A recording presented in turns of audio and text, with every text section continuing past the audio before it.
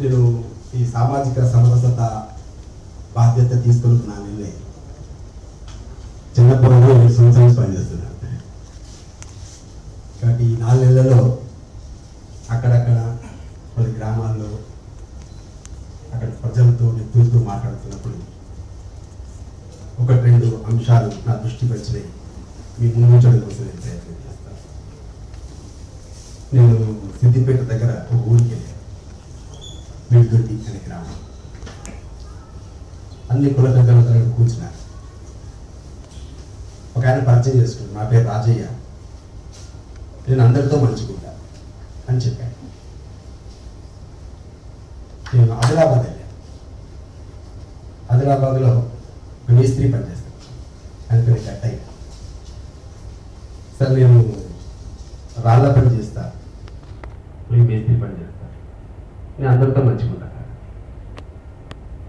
ఈ అందరితో మంచిగా ఉంది, దాన్ని సమరసత. కాబట్టి సమరసత అనేది ఇప్పుడు కొత్తగా అది ఒక పదం సృష్టించి అందరికి నేర్పించేది కాదు. ఇది అనుభవంతో ప్రపంచంలో మన దేశంలో కొనసాగుతూ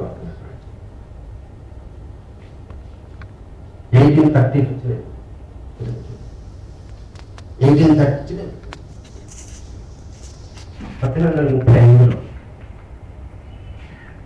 లార్డ్ మెకాలే బ్రిటిష్ పార్లమెంట్లో మాట్లాడుతున్నప్పుడు ఆయన చెప్పిన విషయం, నేను భారతదేశానికి వెళ్తే చాలా గ్రామాల్లో ఇళ్లకు గుల్లాలు ఉండేవి, కానీ తాళాలు లేకుండా, వ్యవసాయం ఉండేది, చేతి వృత్తులు ఉండేది, అందరి చేతిలో పని ఉండేది, డబ్బు ఉండేది, అందరి మధ్యలో సామరస్యత ఉండేది. అలాగే ఆ ఊళ్ళల్లో ఉండేటువంటి బళ్ళు గుళ్ళు ప్రజల ద్వారా నడిచేవి.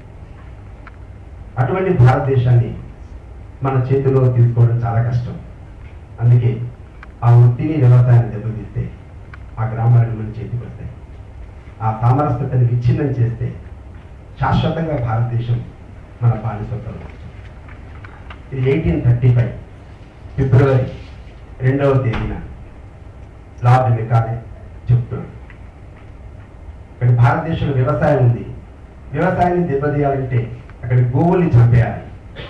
ప్రపంచంలో మన దేశంతో పాటు 71 దేశాల్ని పరిపాలిస్తున్నటువంటి ఆంగ్లేయులు, ఆ దేశాల్లో ఉండేటువంటి బ్రిటిష్ అధికారులు, బ్రిటిష్ సైనికులు, బ్రిటిష్ పోలీసులు, వీళ్ళందరికీ కావాల్సిన మాంసాన్ని భారతదేశం నుంచి ఎగుమతి చేస్తే భారతదేశంలో గోవులు ఉండవు, వ్యవసాయం దెబ్బతింటుంది, వృత్తులు దెబ్బతింటాయి, ఆదాయం దెబ్బతింటుంది, బళ్ళు దెబ్బతింటాయి, గుళ్ళు దెబ్బతింటాయి, గ్రామాలన్నీ విచ్ఛిన్నం అవుతాయి. ఆ తర్వాత వాళ్ళందరూ మన చేతిలో బానిసలుగా బ్రతుకుతారు. ఇది వ్యూహం. ఆ వ్యూహానికి అనుగుణంగా వాళ్ళు రచన చేశారు, యోజన చేశారు. స్వతంత్రం వచ్చిన తర్వాత 68 సంవత్సరాల నుంచి మనం అది అనుభవిస్తాం.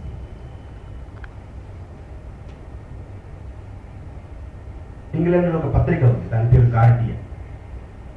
దాంట్లో ఒక సంపాదకీయం వచ్చింది. ఆ సంపాదకీయంలో ఏముందంటే, భారతదేశంలో చాలా మంది పెద్దల్ని, పిల్లల్ని, యువకుల్ని అడుగుతుంటే మీ దేశానికి స్వతంత్రం ఎప్పుడు వచ్చింది అంటే 1947 15 ఆగస్టు అని చెప్తుంటారు.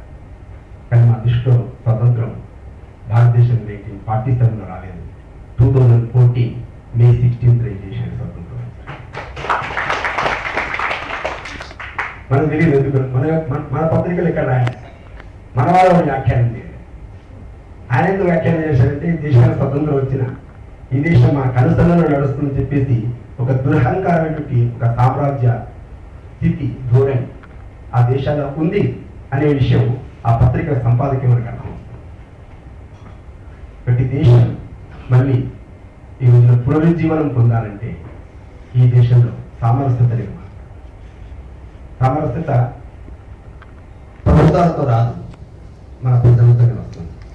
అందుకే సామాజిక సమరసత వేదిక అనేది ఇక్కడ కూర్చున్నటువంటి వాళ్ళందరం మనం నేతృత్వం వహించి మనం మన బస్తీలో, మన గ్రామాల్లో ఒక 3 అంశాలు చేయాలి.